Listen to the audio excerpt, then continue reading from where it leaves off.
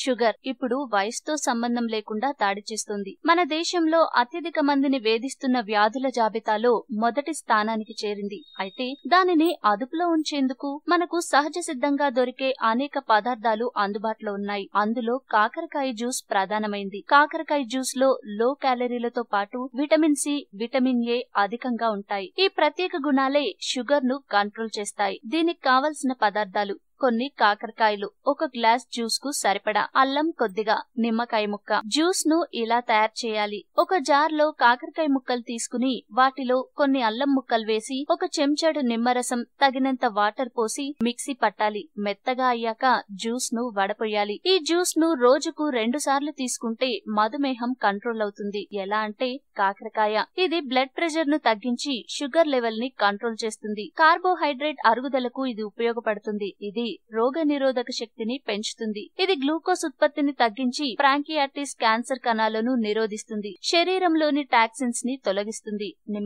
నిమ్మరసంలో vitamin C అధికంగా ఉంటుంది. ఇది ఒక బలమైన యాంటీ ఆక్సిడెంట్ గా పనిచేస్తుంది. షుగర్ లెవెల్స్ ని తగ్గించడంలో గొప్పగా సహాయపడుతుంది.